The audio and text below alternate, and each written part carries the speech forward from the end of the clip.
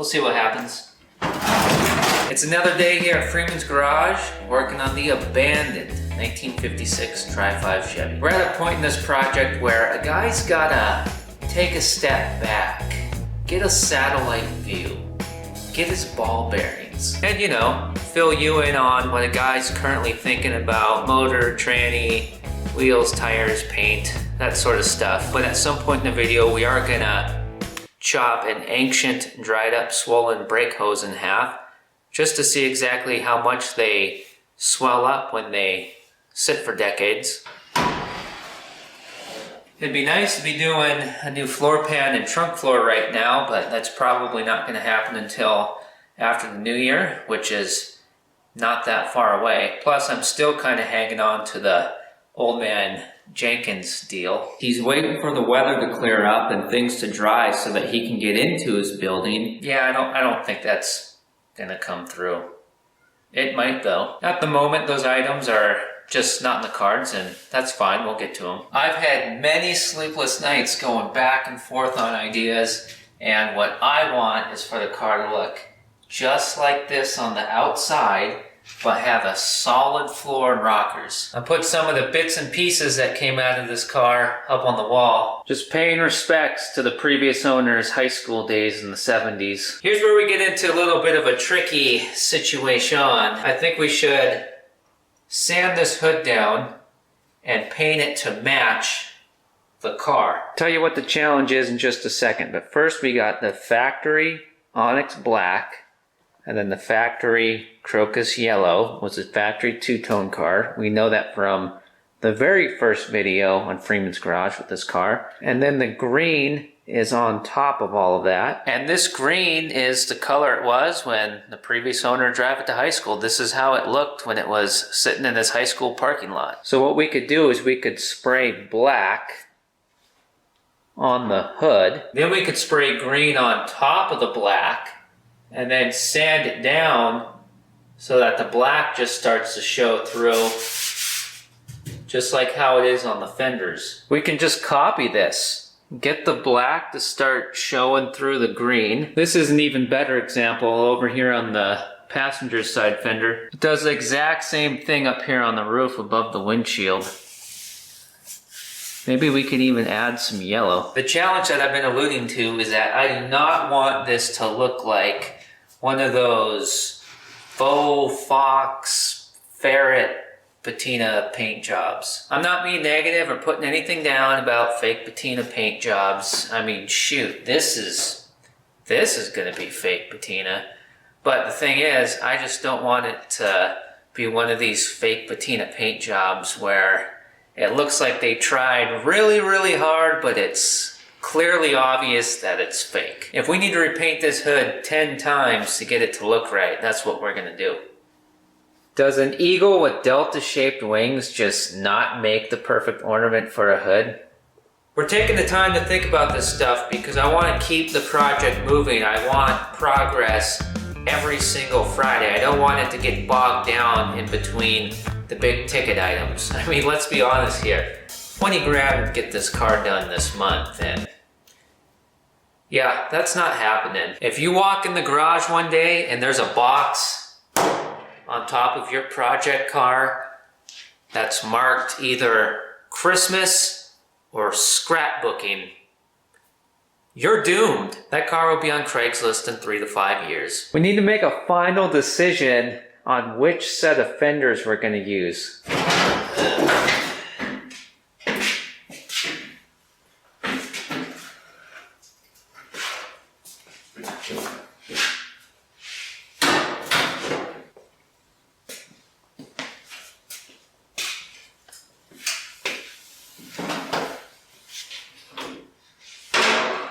Both of the green fenders, they have the same rot down in the corner, which is fine. We're not concerned about that.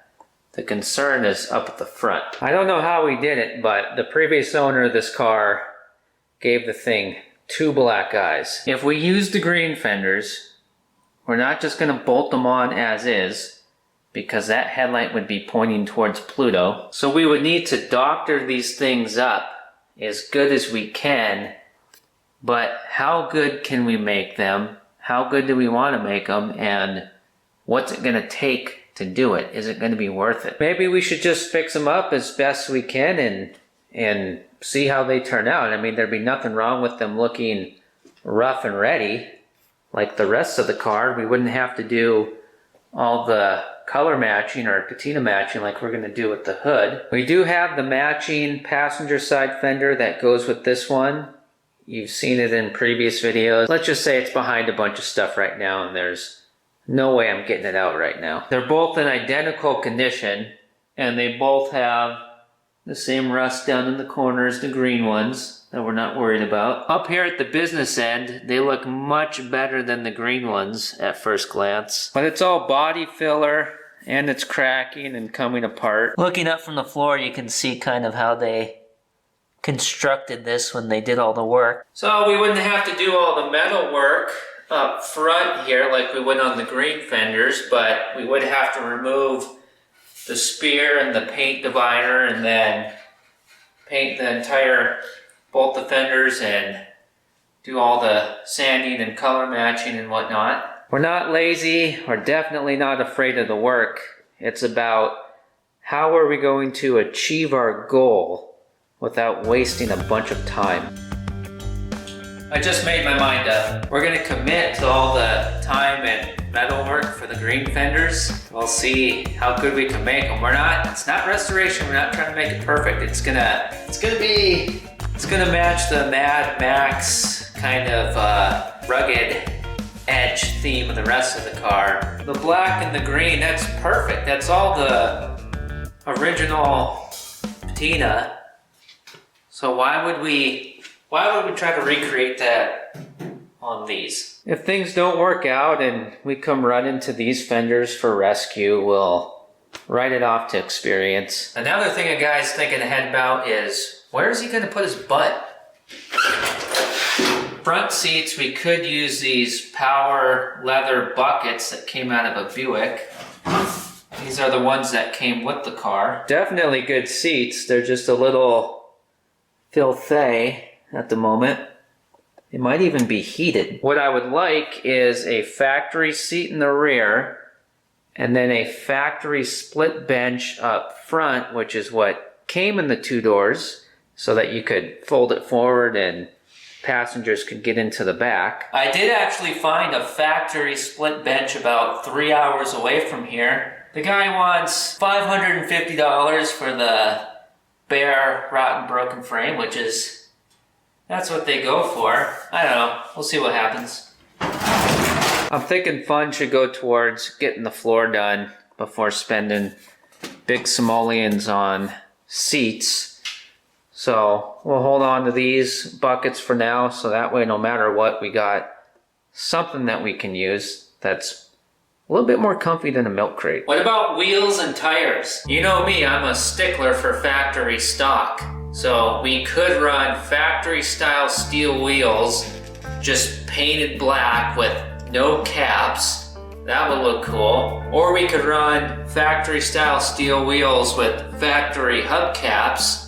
That would be cool. With white wall or no white wall, keep that in mind. But to tell you the truth, since we are going to be kind of hot rodding this thing up a little bit, I'm thinking maybe we find a set of aluminum slotted mags that were made in the 70s. Or we could run rusty steel wheels, find 3 more rotted out 1970s Sears snow tires, put tubes in them and hit the highway. Actually, no, that's a bad idea. That's not going to work out very well. If I ever start a podcast, I'll tell you how I know that. When it comes to engine and transmission, I've pretty much had my mind made up on that since day one. 350, 4-speed Muncie, try to use the original factory front engine mounts. And that could possibly be a crate engine, could be a junkyard engine, could be something that we buy and rebuild. Now with the Muncie 4-speed, I would not mind buying one that needs to be rebuilt to save some money, and that'd be fun too. And it's not the world's biggest task. It's gears and bearings. And of course there's suspension and steering and a million other things that we're going to be doing on this car week by week as things like split front benches and floor pans and engines and transmissions and wheels and tires develop themselves and slowly start coming into the picture. This is one of the brake hoses that we took off this car and replaced with a new one. In a second we'll snip it in half and see what it looks like in there. And yes, I know this is my car, do it however I want to do it, and for the most part, yeah, that is how I'm going to do it. But there are some things, maybe on this car and with some things, other projects in the future, where I am going to give you the final say, if you want, on maybe colors or wheel and tire combinations. But I do actually care about the things that you type down in the suggestion box, and some pretty awesome car conversations can take place down there. And somebody might say something that makes a guy think, huh, I never looked at it like that before. That just gave me a really good idea. Brand new, made in USA blade. Try not to squish it, because I don't want to change however it is in there.